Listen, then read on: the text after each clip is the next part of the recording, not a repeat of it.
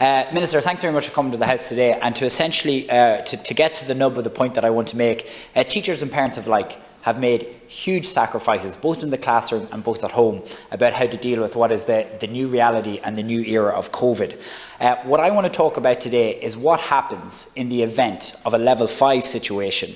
And I fully agree with the point where in a level 5 situation we have made a very firm commitment for schools to stay open, because I think that is so important, the continuation of education no matter what the cost. However, the point of my commencement debate today is to ascertain what are the department's contingency plans in 2 scenarios. The first scenario is if there's a severe outbreak of COVID, let's say a COVID hotspot in a school. The second scenario is, God forbid, what happens if we actually progress past a level 5 scenario, and how does the continuation of primary school education occur in that type of a situation. And I want to know exactly what the department have been doing in terms of devising that type of a contingency plan, what they've been doing to engage with teachers, what they've been doing to engage with various stakeholders. And I actually think perhaps in the worst case scenario where education in a school cannot continue for a COVID outbreak, that we perhaps have to look at technology and to see what technology can be used there. And the third level sector has been using that extremely well. Now, I do accept that it is difficult to perhaps compare university students to primary school students. I fully accept that. I accept that there's broadband issues. I accept that there's child protection issues. I fully accept that not every family has access to ICT devices. But I'm really looking today, Minister, to find a way about how the department plans to facilitate the continuation on of education in the worst case scenario.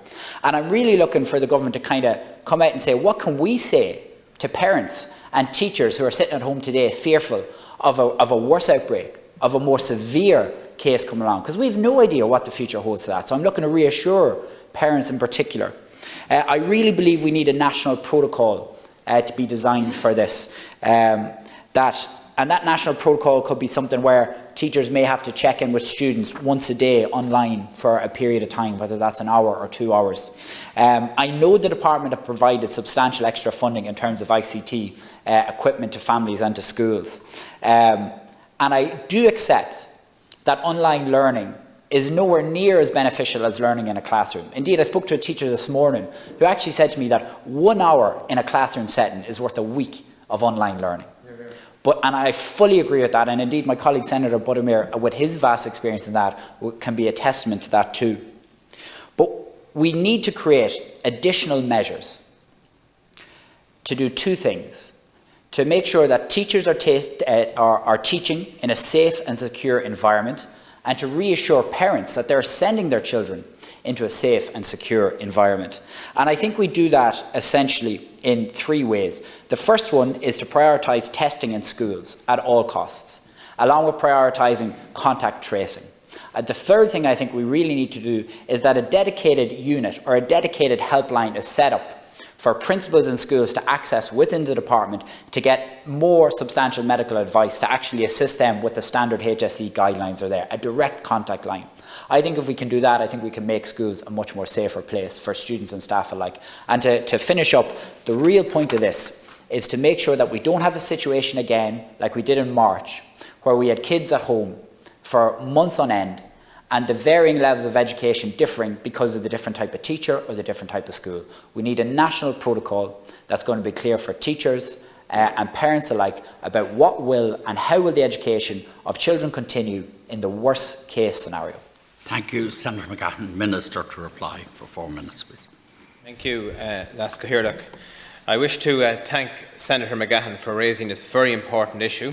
There has been a collective effort across the entire system that has enabled schools to reopen at the start of the school year. I would like to acknowledge the leadership shown by principals, deputy principals and management of schools, and the degree to which teachers have prepared and adopted their practice. In addition, I wish to acknowledge the efforts of the wider school community in supporting the reopening of schools, including those of special needs assistants, secretaries, caretakers, parents, and of course, pupils and students themselves. It remains the government's key objective for schools to remain open and to continue to operate as normally as possible. However, I recognise that despite the best efforts of all stakeholders, there will be situations where individual pupils or groups of pupils, teachers, or possibly the entire school communities are requested by public health, the HSE, to self-isolate or restrict their movements because of a case or cases of COVID-19. There is an absolute necessity for schools to be prepared for these situations, for them to continue to support their pupils and provide for continuity of teaching and learning. This is particularly important in the context of pupils at risk of early school leaving, pupils with special educational needs, and pupils at risk of educational disadvantage. Schools need to be agile in providing for continuity of schooling in future. Contingency planning is required for supporting the community of pupils learning with the use of digital technology where possible. It is important that these plans should be based on a whole school approach and that the plans should be reviewed and adopted over the coming weeks and months in situations as things evolve and as the experience of schools increase in these matters. Extensive guidance and supports has been and will continue to be made available by the Department of Education and its support service to support schools to plan for the transition to online and remote learning, and the guidance is all available at gov.ie. The guidance includes links to a range of materials and supports developed by Digital Technologies of the Professional Development Service for Teachers, PDTS, and also learning platforms such as online tools which have been used to support remote distance teaching and learning. Those resources continue to be available to schools. In addition, the Department has also issued ICT grant funding to schools to address ICT needs, including digital devices, communication learning platforms, software and other ICT solutions to support the provision of remote learning. I can also confirm to Senator McGahon that additional grant aid will issue during the current school year, subject to the availability of Exchequer funding. The Department's Inspectorate is supporting school communities to provide effectively for the learning and progression of all learners during the first term of the 2020-2021 school year. The situation we find ourselves in is evolving all the time. The Department, in working with the whole of Government, will keep the situation under review and update any advices to schools as required. It is within the work with all our stakeholders together that we continue to provide the best situation for the education of all our pupils. Guidance is already issued by the Department that provides advice to assist schools in planning for contingency situations where teaching and learning can be delivered remotely for pupils who cannot attend schools for reasons related to COVID-19. The Department has also provided extensive guidance to support the well-being of pupils. To further support schools, I can confirm that the Department is planning to publish in the coming days a set of guidelines on how schools should plan for and support the learning of individual pupils or groups of pupils who may have to self-isolate or restrict their movements during the 2020-2021 school year. Thank you. Thank you indeed.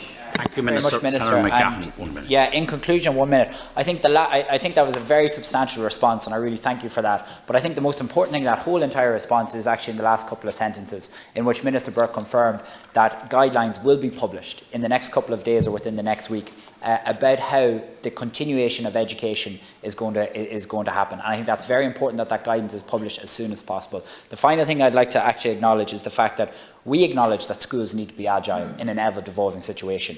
And the way we allow schools to be agile is providing them with as much information as soon as possible so they can make informed decisions about what may or may not happen down the line. Thank you, Senator. Minister, a very last word if you want. Thank you very much, Senator, and thank you for your comments. And obviously you are completely right that the school authorities, the pupils, teachers and all the staff have done huge work in getting us through COVID-19, and getting 1 million pupils back into school has been a huge achievement. And obviously it's an evolving situation and we have to continue to issue guidance as stated. Thank you, Minister.